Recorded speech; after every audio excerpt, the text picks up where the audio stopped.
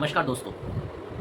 आज मैं आपके साथ मार्केट के ऊपर तो ज़रूर चर्चा करूँगा और थोड़ा बहुत जियोपॉलिटिक्स रिलेटेड मैं आपके साथ चर्चा करूँगा और लास्ट ये 1 एंड हाफ या डेढ़ सालों में मार्केट में क्या चल रहा है, ये आपके साथ थोड़ा डीप वे में मैं डिस्कस करना चाहूँगा। फिलहाल जियोपॉलिटिकल कंडीशन की अगर मैं बात करूँ, तो मैं पहले भी ये चीज़ मैं डिस्कस कर चुका हूँ कई बार कि ये जो आप देख पा रहे हैं अभी ये ईरान, यूएस और इज़राइल का वॉर, तो मैं पहले भी ये कई बार कह चुका हूँ, ये कहीं न कहीं बैटलफ़ील्ड वॉर से ज़्यादा नैरेटिव वॉर चल रहा है और रह गई इस युद्ध में यूएस के आने का कारण, वो सबको ही पता है, मैं कई बार बोल चुका हूँ, पहले भी डिस्कस कर चुका हूँ, वो है पेट्रो डॉलर। पेट्रो डॉलर की लड़ाई जो चल रही है, पेट्रो डॉलर का जो संघर्ष चल रहा है, जिसकी वजह से यूएस इस लड़ाई में आया और इज़राइल के तो अलग ही रीज़न है, वो ईरान को हमेशा से ही थ्रेट के हिसाब से देखते थे और जिस हिसाब से इज़राइल में ज्यूइश कल्चर है और जिस हिसाब से ज्यूइश का पूरे वर्ल्ड में दबदबा है, यूएस भी जो चल रहा है, जो डीप स्टेट की भी हम लोग बार-बार बात करते हैं, वो बेसिकली ज्यूइश द्वारा ही चलाए जाते हैं, जिसके वजह से इज़राइल कुछ भी करे तो यूएस इसीलिए सपोर्ट में तो रहता ही है और रहेगा भी हमेशा क्योंकि US as a world power आज जो है, वो ज्यूइश लोगों की वजह से ही है। जैसे कि रॉथस्चाइल्ड फैमिली की हम लोग बात करते हैं, one of the richest family in the world, जिनका पैसा पूरे वर्ल्ड में ऑलमोस्ट लगा हुआ है, बैंकिंग सिस्टम ही वहीं से चालू हुआ है। आपको पता ही है रॉथस्चाइल्ड फैमिली का कैसा दबदबा है पूरे वर्ल्ड में, तो वो भी ज्यूइश हैं। तो ऐसे ही जितने भी वर्ल्ड पावरफुल कुछ इन्फ्लुएंशियल लोग हैं जिनके द्वारा ये वर्ल्ड चलता है, वो भी मैक्सिमम ज्यूज़ हैं। तो इस लड़ाई की अगर मैं बात करूँ, एक चीज़ आपको ये समझना चाहिए, जो दिखाने की कोशिश कर रहे हैं वो असल में हो नहीं रहा है, अंदर कुछ अपनी ही चीज़ चलती जा रही है। जिस हिसाब से यूएस दर्शाने की कोशिश कर रहा है, सब खत्म कर दिया, ये कर दिया, ये अभी वॉर स्टॉप हो जाएगा, लेकिन वास्तविक रूप में, मैदानी रूप में अगर बात करें, तो वो दिखते हुए नज़र नहीं आ रहा है। ये आपको भी समझना चाहिए और कहीं न कहीं एक चीज़ आपको समझना पड़ेगा, वर्ल्ड में अगर कोई भी अपने आप को पावरफुल दिखाने की कोशिश करे, तो किसी न किसी तरीके से आपको डर दिखाना पड़ेगा। अगर आप डर दिखा सकते हैं लोगों को, आप डर से ही सबको कैप्चर कर सकते हैं। तो सबसे अजीब चीज़ यही देखने को मिलती है कि यूएस मेनली पेट्रो डॉलर की लड़ाई लड़ रहा है उधर चाइना की वजह से। जिस हिसाब से चाइना एज़ अ नेशन उभर के आया है और उधर रशिया तो था ही, पहले ही पावरफुल कंट्रीज़ में आता था। तो मेन जो है यूएस, वो कहीं न कहीं ये पेट्रो डॉलर की लड़ाई में भी उसका जो हाथ है, उसका एम कहीं भी है चाइना को किसी तरीके से वीक करने में। लेकिन जितना भी कोशिश करे, चाइना जिस जगह पहुँच गया है अब, जैसे चाइना एनर्जी सिक्योर कर चुका है, चाइना जिस हिसाब से ऑयल पर अब डिपेंडेंट नहीं रहा, जिस हिसाब से रिन्यूएबल एनर्जी और जिस हिसाब से इलेक्ट्रिक व्हीकल्स ले आया है, तो चाइना को कुछ असर नहीं पड़ता। चाइना ये चीज़, चाइना रिसोर्सेज़ की बात अगर बात करें, मिनरल रिसोर्सेज़ की आज हम लोग बात कर रहे हैं, चाइना 20 साल पहले ही ये सोचकर काफ़ी पहले से सोच कर रखा था और इस पर काम भी चालू कर दिया था। जिस हिसाब से उसने, चाइना ने अफ्रीकन कंट्रीज़ में भी काफ़ी इन्वेस्ट किया हुआ था और ये मिनरल रिसोर्सेज़ की माइनिंग भी कर रहा था, क्योंकि उसको पता था ये मिनरल रिसोर्सेज़ इन फ्यूचर कहीं न कहीं बहुत काम आने वाले हैं, जिनका यूज़ इनका टेक्नोलॉजी में होगा। तो वही चीज़ उन्होंने बहुत पहले से तैयारी करके रखी थी। तो यूएस जितना भी कोशिश कर ले कि चाइना को कहीं न कहीं उसको गिराने की कोशिश करे या चाइना को वीक करने की कोशिश करे, लेकिन पूरी तरीके से विफल होगा और विफल होते हुए भी दिख रहा है। जिस तरीके से यूएस अपने डॉलर की वैल्यू बचाने की, डॉलर को स्ट्रेंथ करने के लिए ये लड़ाई लड़ रहा है और सब कुछ ये पेट्रो डॉलर का गेम है। और ये भी मैं कहूँगा कि ये पेट्रो डॉलर की लड़ाई जायज़ भी है, जिस हिसाब से चाइना भी ट्रेड कर रहा है, था काफ़ी दिन से ही अपने करेंसी में, रशिया भी कर रहा था और उधर ईरान की भी बात करें, ईरान भी जो ऑयल भी दे रहा है, वो भी उस देश के करेंसी के साथ या कोई बार्टर सिस्टम में वो ट्रेडिंग करने की कोशिश कर रहे हैं और डॉलर में नहीं कर रहे हैं। इंडिया के साथ भी जो डील है, इंडिया को जो फ्यूल देते हैं, उसके बदले में जो लोग अब देख रहे हैं इंडिया से वो फूड्स वगैरह लेंगे। तो यही सब पेट्रो डॉलर की लड़ाई है और एक चीज़ आपको देखना पड़ेगा कि हर प्रॉब्लम आप अगर देखिए, ये मार्च में डराने की प्रथा हमेशा से ही रही है। मार्च में देखिए, इत्तेफाक है, मार्च में कोविड आया जिसकी वजह से मार्केट कितना नीचे गया। फिर मार्च में रशिया यूक्रेन का युद्ध आया, लोग डरे, लेकिन उसके बाद कैसे मार्केट ऊपर आया। उसके बाद अगर देखें, ये 2022 में रशिया यूक्रेन का वॉर हुआ, उसके बाद 2023 या 24 था जिसमें ये अदानी का प्रॉब्लम आया, अदानी की कंपनी, उसके बाद भी मार्केट इस प्रॉब्लम आने के बाद मार्केट नीचे गिरा। तो ये मार्च का महीना ही ऐसा है जिसमें कोई ना कोई बहाना लगता है और डराया जाता है। और अभी देखिए 2025 में टैरिफ आया, और 2026 की मार्च की बात करें तो ये ईरान यूएस की लड़ाई। तो कहीं न कहीं मार्च का महीना ऐसा है, ईयर एंडिंग मंथ रहता है और लोगों को डरा कर कहीं न कहीं मार्केट से निकालने की कोशिश रहती है। तो ये मेजर साइकोलॉजी है। मार्च का महीना हमेशा से ही नीचे रहा है। आप अगर पास्ट डेटा भी देखिए मार्केट के हिसाब से, मार्केट्स नीचे रहते हैं। और मैंने पहले भी, अगर आप मेरा वीडियो देखते होंगे, मैंने पहले ही बोला था, ये फ़रवरी, जनवरी से मार्च, ये टाइम हमेशा से ही मार्केट नीचे रहा है और इस बार भी वैसे ही रहा। तो मार्केट में जो डर पैदा किए जा रहा है वो क्यों? इंडियन मार्केट्स आप अगर देखिए मार्च में धड़ाके से टूटते हुए नज़र आए, जहां निफ्टी भी करीब 17% टूटा और उधर बैंक निफ्टी भी बहुत धड़ाके से टूटते हुए नज़र आए। देखिए बैंक निफ्टी की अगर मैं बात करूं, बैंक निफ्टी के पीछे टूटने का कारण भी है कि ओवर एक्सपोजर, जिस हिसाब से बैंक में आप देखिए एफआईआईज़ की जो होल्डिंग है बहुत ज़्यादा है, बहुत ज़्यादा है। इस ओवर एक्सपोजर के कारण ही आप बैंकिंग स्टॉक्स को, बैंकिंग इंडेक्स को नीचे आते हुए देख रहे हैं। तो छोटा सा डिस्कस करें कि क्यों ओवर एक्सपोजर है एफआईआईज़ की बैंकिंग में।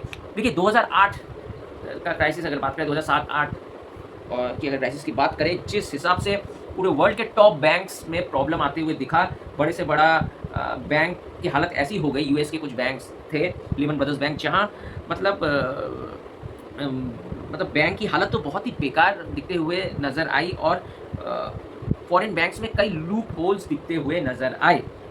तो उस टाइम में अगर देखा जाए तो इंडियन बैंक्स में कोई प्रॉब्लम नहीं दिखा, जिससे कि ये सामने आया कि इंडियन बैंकिंग सिस्टम बहुत स्ट्रॉन्ग है। उनके सिस्टम्स, इंडिया में जो बैंक्स हैं उनके सिस्टम्स, उनके रूल्स काफ़ी स्ट्रिक्ट और स्ट्रॉन्ग है, जिस हिसाब से उनके इंडियन बैंक्स को उस समय कुछ असर नहीं पड़ा। तो जिसकी वजह से वर्ल्ड को लगा कि इंडियन बैंक्स एक अच्छी जगह है, एक अच्छा इन्वेस्ट करने का जगह है। अगर वर्ल्ड में बैंकिंग सिस्टम की बात करें तो इंडियन बैंक्स उस समय लोगों को लगा बहुत ही स्ट्रॉन्ग सिस्टम है इंडियन बैंक्स के, जिस हिसाब से उस टाइम के बाद काफ़ी हैवी अमाउंट इंडियन बैंक्स में एफआईआईज़ का खासकर मैं बात करूँ, एक्सपोजर बहुत ही ज़्यादा बढ़ा। और जिस हिसाब से लास्ट 1-2 साल में आपको दिखा कि ये जो ओवर एक्सपोजर, 2-3 साल में बोलूँगा, ये जो ओवर एक्सपोजर एफआईआईज़ का हुआ, तो इन्होंने बैंक्स को फिर बेचना भी चालू किया। लास्ट 1 साल में देखा होगा। तो ये जब ओवर एक्सपोजर हो जाता है किसी भी सेक्टर में एफआईआईज़ का, तो जब एफआईआईज़ जब इंडिया से निकलना, उन्होंने बेचना चालू किया, 2-3 साल पहले की बात कर रहा हूँ, तो उन्होंने अपनी जो बैंक्स की, इंडियन बैंक्स में जो उनकी होल्डिंग थी, उससे भी वो निकलते गए। और एफआईआईज़ का मैक्सिमम एक्सपोजर बैंक्स में था, इंडियन प्राइवेट बैंक्स में, जिस हिसाब से एचडीएफसी, आईसीआईसीआई, इन लोग जब अर्ली 90s में भी आए, वो जो एरा था तो एक रेवोल्यूशनरी एरा था और इंडियन बैंकिंग प्राइवेट बैंक्स ने अच्छा किया और ये बहुत ज़्यादा ग्रो करते गए उसके बाद से। तो ये बहुत जल्दी और अच्छी तरीके से ये ग्रो करते गए। तो एफआईआईज़ इसमें काफ़ी उन्होंने पहले अर्ली भी एंट्री ली थी। तो अभी टाइम आया है, अभी वो बैंकिंग स्टॉक्स बेच रहे हैं, क्योंकि उन्होंने बैंक्स, ये एचडीएफसी बैंक बोलिए, आईसीआईसीआई बैंक बोलिए, 100-200 रुपये में उन्होंने, जब ये 100 रुपये के लेवल थे या 200 रुपये के लेवल थे, उस समय का इन्होंने खरीद के रखा है और वो अभी बेच भी रहे हैं। तो उनको मुनाफा तो पहले ही भी था, तो वो हर लेवल्स में अब बेचे, उनको कोई प्रॉब्लम नहीं। और वही चल रहा है, वो बैंकिंग स्टॉक से निकलते जा रहे हैं और जिसकी वजह से बैंकिंग इंडेक्स को बहुत इफेक्ट पड़ रहा है। तो यही चल रहा है बैंकिंग इंडेक्स में और बैंकिंग स्टॉक्स में। मार्केट्स अगर मैं बात करूं 10 साल पहले या 15 साल पहले, जिस हिसाब से एफआईआईज़ ने कितनी तगड़ी सेलिंग की है, मतलब आप मार्च के महीने में अगर देखिएगा 1100 करोड़ की जब सेलिंग होती है तो बहुत बड़ा, ये बहुत बड़ी सेलिंग वैल्यू है। तो उसके बाद भी इंडियन मार्केट्स क्यों नहीं गिर रहे हैं? तो कोई ना कोई तो आके खरीद रहा है। कौन खरीद रहा है? ये हमारे डीआईआईज़ खरीद रहे हैं। डीआईआईज़ में अगर मैं बोलूँ, आप डीआईआईज़ केवल म्यूचुअल फंड्स को अगर समझते हैं तो वो गलत होगा। म्यूचुअल फंड्स की तो बाइंग है, लेकिन जो बड़ी क्वांटिटी की बाइंग होती है वो आपकी एलआईसी और जीआईसी, ये सब जो कंपनीज़ हैं, ये D2 कंपनीज़ हैं, जो एलआईसी हो गया, जीआईसी हो गया, इन लोगों की बहुत तगड़ी बाइंग आ रही है और इन लोग का जो पैसा रहता है वो लंबे समय का बहुत पैसा रहता है। मतलब हर लेवल्स में आके इन्होंने ही बाई किया है और मार्केट उस हिसाब से टूटा नहीं है, जिस हिसाब से एफआईआईज़ बहुत हेवी अमाउंट में उन लोग बेचते गए हैं। दरअसल आपको ये समझना पड़ेगा कि एफआईआईस ने जो शॉर्ट पोजीशंस, एफआईआईस अपने शॉर्ट पोजीशंस 26,000 से उन्होंने बना के रखे थे। फ्यूचर्स में उनके पोजीशंस शॉर्ट थे 26,000 के लेवल से। मार्केट ऊपर भी आए लेकिन उस समय भी उनके पोजीशंस फ्यूचर्स में हमेशा शॉर्ट उनके थे और रोल ओवर, उसको वो रोल ओवर करते गए शॉर्ट पोजीशंस को। तो और धड़ाके से क्यों टूटते हुए नजर आ रहा है? उनके शॉर्ट पोजीशंस तो 26,000 से फ्यूचर मार्केट में बने ही थे, और जब उन लोग कैश में सेल कर रहे हैं, कैश में भी उनकी बहुत ज़्यादा बाइंग होल्डिंग है और कैश में भी सेल कर रहे हैं, जिसके वजह से इंडियन मार्केट्स में बहुत हेवी सेलिंग दिखते हुए नज़र आ रही है और कॉमन रिटेलर्स पैनिक करते हुए नज़र आ रहे हैं। तो ये आपको समझना पड़ेगा अंदर का गेम, किस हिसाब से एफआईआईस काफ़ी स्ट्रैटेजिकली उन्होंने मार्केट को शॉर्ट कर रखा है 26,000 के लेवल से, और अब जब कैश में भी सेलिंग कर रहे हैं तो कैसे मार्केट टूटते हुए नज़र आ रहे हैं। और ये भी एक चीज़ समझना पड़ेगा कि इसके बहुत कारण है क्यों एफआईआई सेलिंग कर रहे हैं। इसमें आप बोल सकते हैं अगर डीप स्टेट की इन्वॉल्वमेंट है तो हाँ हो सकती है बिल्कुल डीप स्टेट की इन्वॉल्वमेंट, जिसमें इंडियन मार्केट्स को तोड़ा जा रहा है और इंडिया उस हिसाब से उभर कर ना आ पाए जिस हिसाब से चाइना उभर कर आया, इंडिया भी अगर उभर कर आ गया एशिया में तो ये एक प्रॉब्लम रहेगा यूएसए के लिए। तो इस हिसाब से डीप स्टेट का भी एक खेल हो सकता है जिस हिसाब से मार्केट को नीचे लाया जा रहा है। अब अगर आप रिटेल निवेशक हैं, क्या आपको पैनिक करना चाहिए? देखिए जिन लेवल्स में मार्केट है, ये सब लेवल्स में अगर मार्केट आते हैं, ये जो लेवल्स है ये आप वैल्यूएशन देखिए 2020 के वैल्यूएशंस पे दिखते हुए नज़र आ रहा है।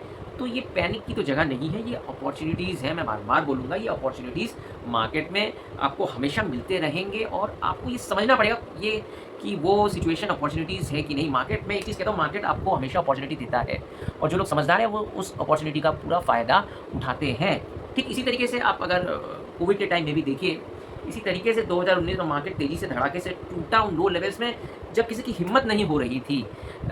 मार्केट टूट के फिर थोड़ा ऊपर गया, फिर वहाँ से फिर टूटा बहुत तेज़ी तरीके से, फिर वहाँ से जो पुल बैक देखने को मिला, जैसे गैप अप ओपनिंग होते हुए नज़र उसके बाद आए, तो किसी को मौका नहीं दिया। तो ये सब अपॉर्चुनिटीज़ हैं, आपको समझना पड़ेगा। मार्केट में आपको डर दिखाया जाएगा, डर से ही सब कुछ होगा और डर से आप निकल जाएंगे और उस डर में ही बड़ा पैसा आता है, नीचे लेवल्स से ही बड़ा पैसा आता है, उसके बाद मार्केट रिवाइव करता है। ये आपको दिमाग में रखना पड़ेगा। जो लोग म्यूचुअल फंड इन्वेस्टर है, देखिए एसआईपी इन्वेस्टरों को मैं यही कहना चाहूँगा, एसआईपी कभी बंद नहीं करना। एसआईपी कंटिन्यूटी के लिए बना है, लेकिन आपको रिडेम्पशन का मौका मिलता है, आपको रिडेम्पशन भी करते रहना पड़ेगा सही टाइम में। जो लोग 2019 से पहले से 2016-17 से जो लोग इन्वेस्टेड थे, तो 2024 एक जगह था जहाँ पे 2023 हो गया, 2024 हो गया, ये एक जगह था जहाँ आपको रिडीम करने का टाइम मिला था। तो ये आपको देखिए एसआईपी मतलब यहाँ करते गए बेचना नहीं, ऐसा कुछ नहीं। आपको एसआईपी में अगर आपको मतलब अच्छी रिटर्न्स चाहिए उसमें भी, तो आपको बहुत स्मार्ट होना पड़ेगा। एसआईपी में भी कब आप लमसम मारेंगे, कब आप टॉपअप करेंगे, लोअर लेवल्स में कब आपको टॉपअप करना है लमसम के थ्रू उन एसआईपीज़ में ही, तो ये एक स्मार्ट स्ट्रैटेजी होती है। लोअर लेवल्स में आपको सही टाइम में टॉपअप भी करना होता है और साथ साथ में रिडेम्पशन ज़रूरी है। मतलब सही पॉइंट में आके आपको रिडेम्पशन भी करना पड़ेगा और सही टाइम में आपको बड़ा पैसा, लमसम पैसा भी लोअर लेवल्स में आपको डालना पड़ेगा, तब म्यूचुअल फंड्स आपको अच्छा करेंगे। ऐसा नहीं है, देखिए मेरे को कई लोगों ने कहा आपको क्या म्यूचुअल फंड्स, लेकिन यही स्ट्रैटेजी, ये आपको बहुत कम ही लोग बताएंगे कि एसआईपी के साथ साथ आपको लमसम भी कई समय करना होता है, टॉपअप भी करना होता है अगर आपको लोअर लेवल्स में मार्केट मिलते हैं, और एसआईपी सिस्टम में ही सही टाइम में रिडेम्पशन भी आपको करना होता है। यही है स्मार्ट एसआईपी इन्वेस्टर, यही करता है। एसआईपी ऐसा नहीं कि आप करते जाओ बाई करते रहो महीने में, ऐसा नहीं है। आपको उसमें भी आपको थोड़ा अलग रहना पड़ेगा। अगर आप एसआईपी में ही, क्योंकि सब लोग एसआईपी कर रहे हैं आजकल, ठीक है, तो आप एसआईपी करके भी आपके पास स्पेशल रिटर्न्स, अलग रिटर्न्स तभी मिलेंगे जब आपकी एसआईपी इन्वेस्टिंग में भी आपका प्रोसेस थोड़ा अनोखा रहेगा। आपको ये समझना पड़ेगा। तो फिलहाल मैं यही बोल रहा था कि किस हिसाब से एफआईआई की स्ट्रैटेजी रही है। उन्होंने फ्यूचर को शॉर्ट किया और अब वो कैश में जब सेल कर रहे हैं, मार्केट टूटते हुए नजर आ रहे हैं और ये आपको डर भी यहाँ से पैदा हो रहा है, जिससे कि रिटेलर्स मैक्सिमम निकल जा रहे हैं, आप लोग निकल जा रहे हैं। और मेरे को ये भी लगता है यहाँ से एफआईआई हो सकता है फ्यूचर्स को लॉन्ग कर रहे हैं, आपको पता नहीं लग रहा है। ये फ्यूचर्स को धीरे धीरे लॉन्ग करेंगे और जब ये कैश में जब इनकी बाइंग आएगी, तब पुल बैक आपको देखते हुए मिल सकता है। अगर आप मार्केट को बहुत क्लोजली वॉच करते हैं, बीच बीच में जो वॉल्यूम्स जनरेट हो रहे हैं, मैं एक महीने पहले या कुछ दिन पहले भी वॉल्यूम जनरेट हुए थे, ये छोटी छोटी चीज़ें सिग्नल करता है। तो आप निकलते जा रहे हो सकता है और उधर से कैश में सेलिंग हुई, एफआईआईज ने फ्यूचर्स को तो शॉर्ट कर रखा है 26,000 के लेवल से, और हो सकता है इन लेवल्स के नीचे स्तर से वो फ्यूचर्स को अब लॉन्ग करते जा रहे हों। और जब फ्यूचर्स लॉन्ग कर रहे हैं, जब कैश में उनकी बाइंग आएगी तो कहाँ मार्केट ऊपर की तरफ जाएगा। इसीलिए मैं यही चीज़ समझाने की कोशिश कर रहा हूँ, आपको पैनिक करके मार्केट से नहीं निकलना है, पेशेंस रखना है। इन्वेस्टिंग एक कला है। मार्केट को एक्चुअली क्या ही बताऊँ, गलत तरीके से समझा है, और खासकर ये 2019 की पैदाइश मैं बोलूँगा, 2019 के बाद और हर्षद मेहता मूवी देखने के बाद ये जो नए इन्वेस्टर्स पैदा हुए हैं, मैं इनको कोविड की पैदाइश ही बोलता हूँ। तो इन लोगों ने मार्केट को एक्चुअली समझा नहीं, कुछ भी नहीं समझा। इन लोग एक ही चीज़ मार्केट, इन लोगों ने जो समझा मार्केट ये ऑप्शंस ही मार्केट है, उसमें पैसा, ऑप्शंस में पैसा डालिए पैसा बनेगा। इनको एक्सपायरी क्या है वो नहीं पता था, कि एक्सपायरी डेट भी होता है ऑप्शंस क्या है वो पता नहीं, कि डेरिवेटिव एक है, मार्केट का इंस्ट्रूमेंट है डेरिवेटिव, उसका एक और डेरिवेटिव है फ्यूचर्स, डेरिवेटिव है, और उस डेरिवेटिव का एक जरिया, उस डेरिवेटिव का एक हेज करने का जरिया है ऑप्शंस। ये चीज़ किसी ने नहीं समझा और वो ऑप्शंस में इन्वेस्ट करते रहे। ऑप्शन किस लिए बना है, ऑप्शन एक हेजिंग टूल है, वो किसी को नहीं पता, लेकिन वो 2019 के बाद से ऑप्शन ही मार्केट है, ऑप्शन में करते रहे। ऑप्शन में वो एवरेज कर रहे थे, मेरे को हंसी आता है, ऑप्शन में वो एवरेज कर रहे थे। एक्सपायरी डेट रहता है ऑप्शन का ये पता, लेकिन एवरेज कर रहे थे। तो वो ऑप्शन का एवरेज करते करते आज देखिएगा सबने बड़े बड़े लॉस लिए। आज 1% भी मार्केट में, वो जो कोविड की पैदाइश है, आज एक भी लोग नहीं होंगे मार्केट से, वो मार्केट को भाई प्रणाम करके सबके सब निकल गए हैं। तो यही होता है, मार्केट को समझिए। तो ये मैं ऑप्शन की बात कर रहा था, एक्सपायरी में वो एवरेज कर रहे हैं, सॉरी ऑप्शंस में वो एवरेज करते रहे हैं। हालांकि वो इन्वेस्टिंग क्या है, मतलब इन्वेस्ट जब आप कर रहे हैं, आपकी कोई एक्सपायरी डेट नहीं है, आपकी कोई एक्सपायरी डेट नहीं है। टाटा मोटर्स 2015-16 में जिसने 800 रुपये में खरीदा था, उदाहरण दे रहा हूँ, टाटा मोटर्स जिसने 800 रुपये में खरीदा था 2015 में, और जब वो 60 रुपये में आया, अगर आया होगा 2020 में, उसमें भी अगर किसी ने एवरेज किया होगा 60 रुपये में भी, तो आज के दिन वो जो लोग थे वो भी प्रॉफिट निकाल के गए होंगे, क्योंकि 1100 का लेवल टाटा मोटर्स जब आया था, तो उन लोग प्रॉफिट निकाल के ही वहाँ से निकले होंगे। तो यही इन्वेस्टमेंट का एक स्पेशल क्वालिटी है। ऑप्शंस इन्वेस्टमेंट में कोई एक्सपायरी डेट नहीं होता, ऑप्शन में आपको एक्सपायरी डेट मिलेगा। और ऑप्शन आप हेजिंग टूल है, जैसे आप इंश्योरेंस लेते हैं, हेल्थ इंश्योरेंस लेते हैं, लाइफ इंश्योरेंस लेते हैं, तो वो क्या अपने को प्रोटेक्ट करने के लिए लेते हैं। आप क्या वो लाइफ इंश्योरेंस से कमाने की सोचते हैं डेली, तो आप डेली कमाने की सोचेंगे वो लाइफ इंश्योरेंस आप, तो आप वो कैसा ही रहेगा आपको पता है। तो वही ऑप्शन है, ऑप्शन पोर्टफोलियो को हेज करने के लिए होता है, उससे आप डेली कमाने की सोच रहे हो, उसको एक जरिया बना रहे हो, तो यही होगा। तो वही कोविड की पैदाइश 2019 के बाद एक भी इन्वेस्टर्स मार्केट में अभी नहीं दिखेंगे, दूर दूर तक नहीं दिखेंगे, ना ही प्रॉफिट की आप बात कर रहे होंगे, चुपचाप बैठे हैं, मार्केट में होंगे ही नहीं। तो यही है मार्केट। मार्केट को आपको समझना पड़ेगा। मार्केट आपको बहुत कुछ चीज़ इंडिकेट करने की कोशिश करता है।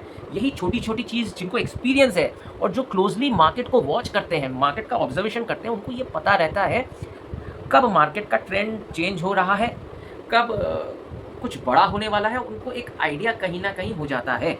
तो अंत में मैं यही बोलूँगा, मैं पहले भी बता चुका हूँ, 2026 और 2027 का जो साल है वो आपका मैं बोलूँगा लाइफ टाइम अपॉर्चुनिटी आपको मिल रहा है। आप अगर ये 2026 और 27 में अगर आप इन्वेस्टेड नहीं रहे हो, मार्केट में आप नहीं हैं, तो आप बाद में पछताएंगे। ये मैं साफ साफ बोल रहा हूँ। बाद में आप कहेंगे 2026-27 में उन लेवल्स में जैसे क्यों नहीं लिया, जैसे कि कई लोग आप बोलते हैं कि कोविड के टाइम में अगर मैंने लिया हो तो वही होगा। तो ये अपॉर्चुनिटीज़ आते हैं, तो ये अच्छे वैल्यूएशंस में कंपनीज मिल रहे हैं, अच्छी चीज़ें। और न्यूज़ चैनल देखना बंद कर दिए। न्यूज़ चैनल का आपको जो ज़रूरत है, जो प्रॉपर न्यूज़ है, जो प्रॉपर चीज़ है, आपको कभी नहीं बताएंगे। और तो आपको खुद आप बैठ के मार्केट को समझिए, मार्केट की साइकोलॉजी क्या है। आपको जब ये ऑब्जर्व करेंगे, एक्सपीरियंस लेंगे, मार्केट में सालों साल रहेंगे, आपको खुद ही कुछ समझ में आएगा। तो ये टाइम पैनिक करने का नहीं है, बेचने का तो टाइम है ही नहीं। आप खरीद नहीं सकेंगे, आप अगर खरीद नहीं पा रहे हैं इस टाइम में, तो बेचिएगा तो एकदम ही नहीं। और जिनके पास पैसा है, आपको पता ही है अपॉर्चुनिटीज़ आ रहे हैं, आप ज़रूर खरीद सकते हैं। हालांकि मार्केट 19 इधर से 19,000 भी जाता है, वो भी लेवल्स होंगे आपके लिए खरीदने का, ये भी मैं बता रहा हूँ। ये अपॉर्चुनिटीज़ मिस मत करिए।